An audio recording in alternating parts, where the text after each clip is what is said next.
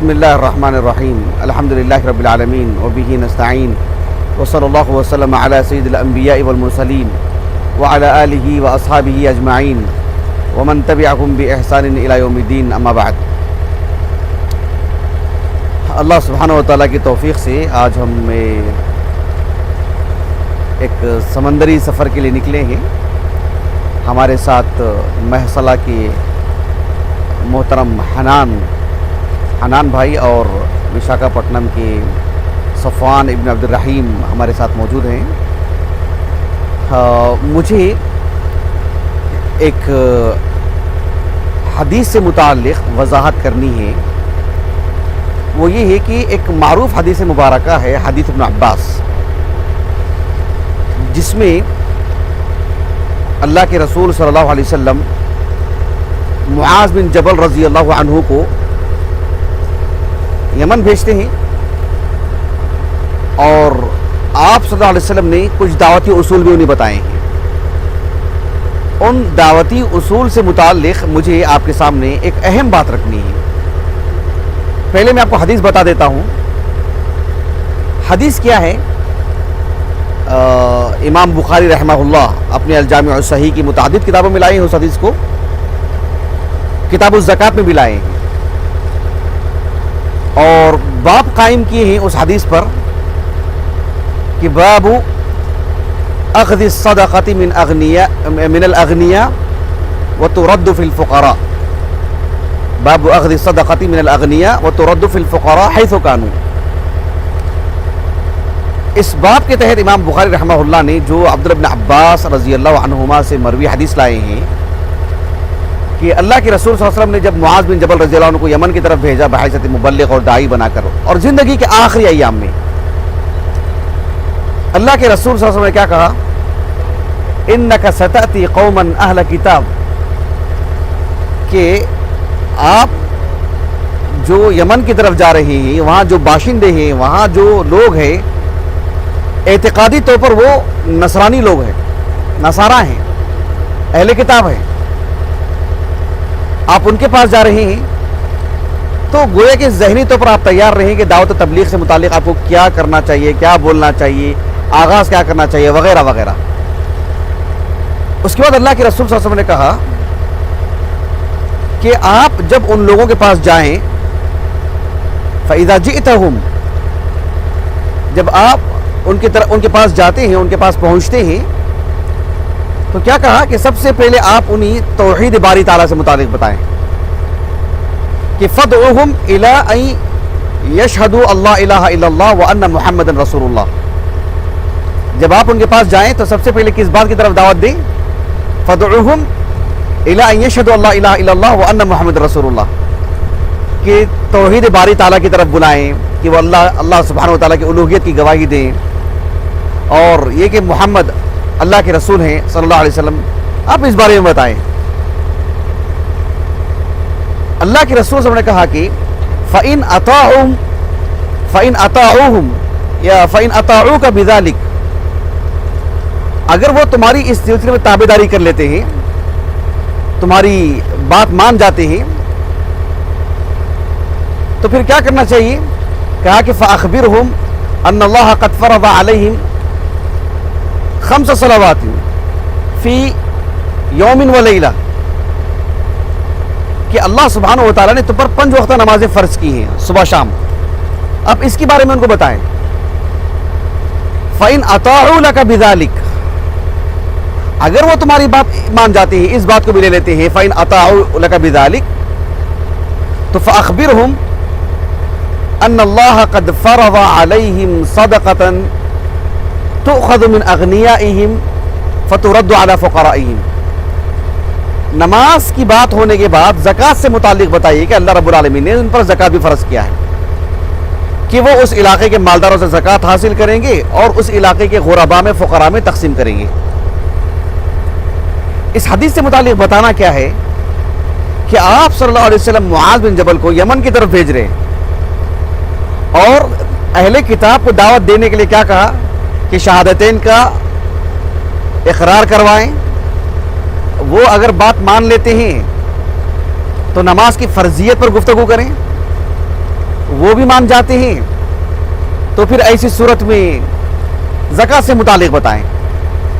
سوال یہ پیدا ہوتا ہے کہ ہر مسلمان تقریباً اس بات کو جانتا ہے، السلام علیکم، ہر مسلمان اس بات سے واقف ہے کہ ارکان اسلام کتنے ہیں؟ 5۔ بنی الاسلام علی خمس، معروف حدیث ہے نا، ارکان اسلام 5 ہیں۔ کل رات بھی ہم نے اس حدیث پر گفتگو کی ہے۔ ارکان اسلام 5 ہیں، تقریباً مسلمان جانتے ہیں، لیکن اس حدیث میں اللہ کے رسول نے صرف 3 ارکان پر گفتگو فرمائے، روزہ اور حج سے متعلق گفتگو نہیں کی۔ روزہ اور حج سے متعلق گفتگو کیوں نہیں کی؟ کیا وجہ ہے اس کی؟ اس حدیث کی شرح کرتے ہوئے حافظ ابن حجر رحمہ اللہ نے بہت نفیس بحث کی ہے۔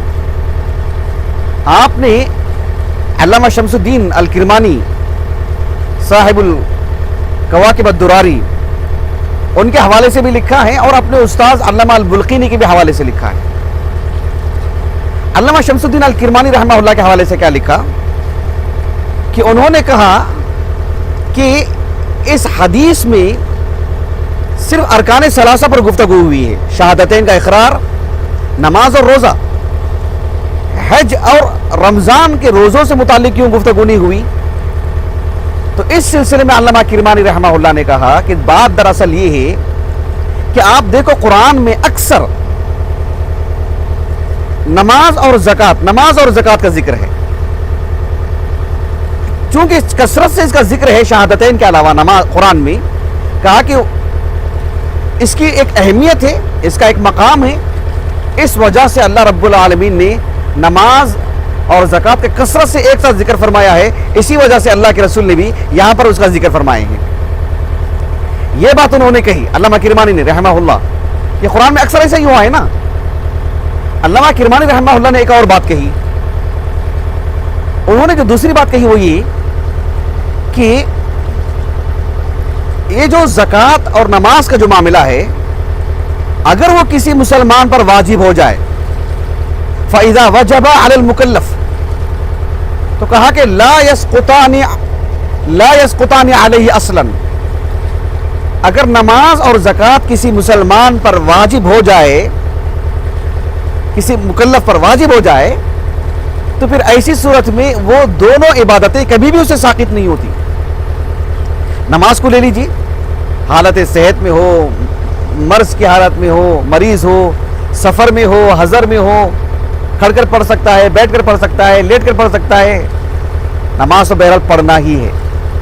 نماز فرض ہو جائے کبھی ساقط نہیں اس سے، زکوٰۃ بھی ایسی ہو، واجب ہو جائے پھر کبھی اس سے ساقط نہیں۔ لیکن کہا کہ رمضان کے روزے ساقط ہو سکتے ہیں، کیسے؟ فدیہ کے ذریعے سے۔ ایک مسلمان ہے، اتنا بوڑھا ہے، اتنا کمزور ہے کہ روزہ رکھ ہی نہیں سکتا ہے رمضان کے، یا ایسا مریض ہے کہ جو اس مرض سے کبھی باہر نکل کے ہی نہیں آ پا رہا ہے، شفا یابی ہی نہیں ہو پا رہی، مطلب ایسے حالات ہیں اس کے لیے۔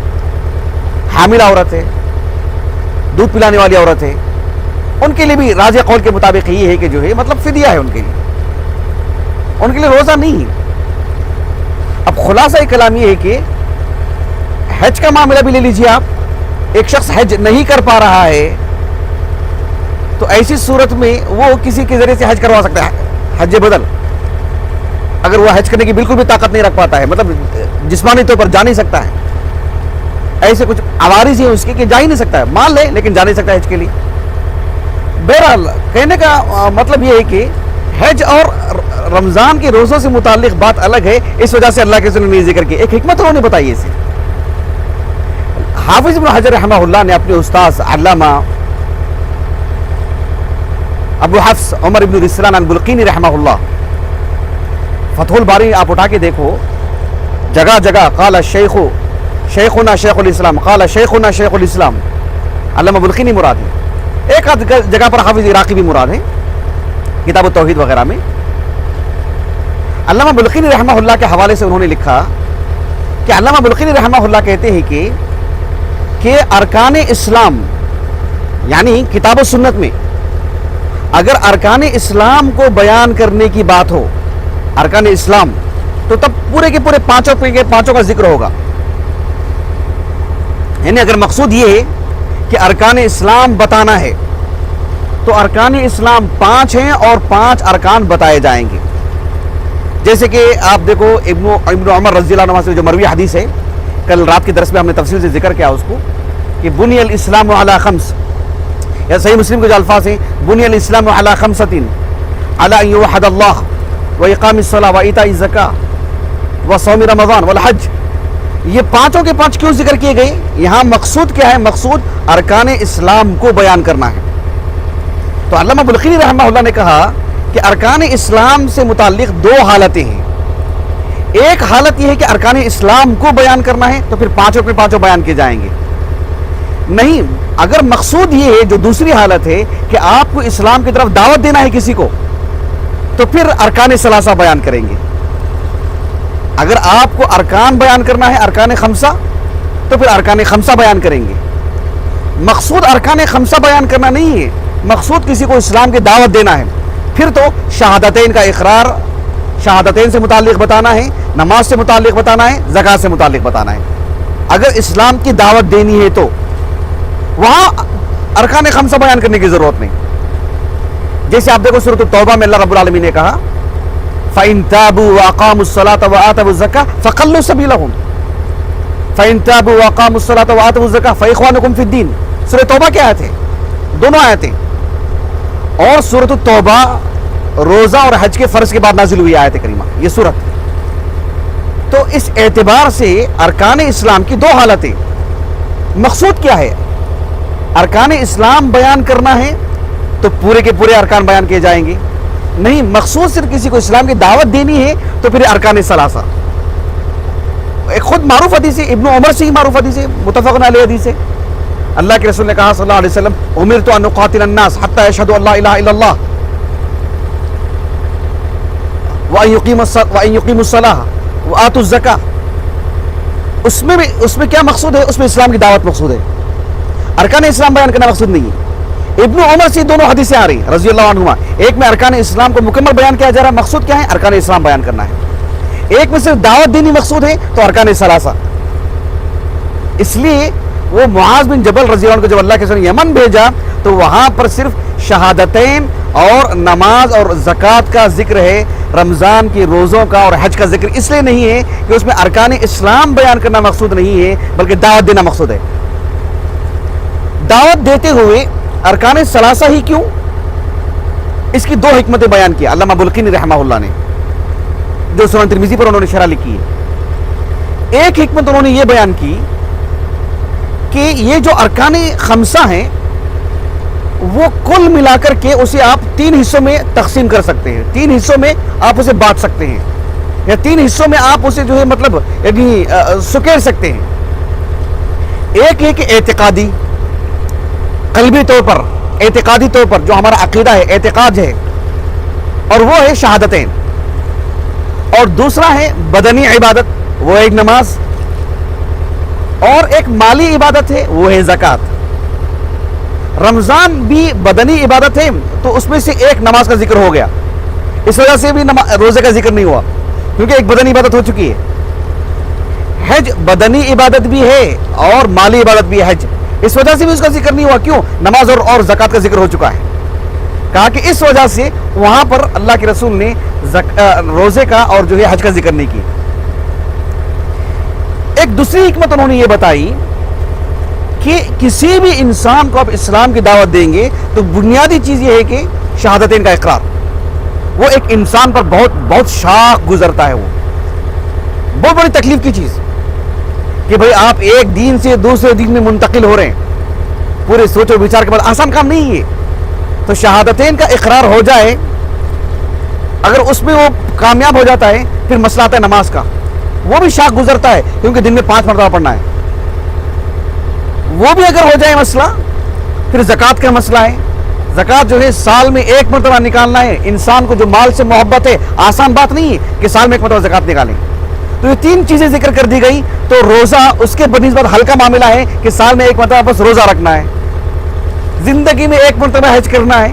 اس کے مقابلے میں ہلکا معاملہ ہے. یہ 3 چیزوں میں اگر مان لیتا ہے، اطاعت کا جذبہ دکھاتا ہے، پھر تو وہ 2 چیزیں بولنا قدر آسان ہے. اس وجہ سے اللہ کے رسول نے وہ 2 باتیں نہیں بیان کی. یہ 2 حکمتیں انہوں نے بیان کی ہیں. بہرحال اللہ رب العالمین ہمیں کتاب و سنت کو سمجھ کر کے پڑھنے کے اللہ میں توفیق دے، اور اس میں جو حکمتیں پنہا ہیں اس سے واقف ہونے کہ اللہ ہمیں سعادت دے، اللہ ہمارے ایمان کو بڑھائے۔ سبحانک اللہم و بحمدک، اشہد ان لا الہ الا انت، استغفرک و اتوب الیک۔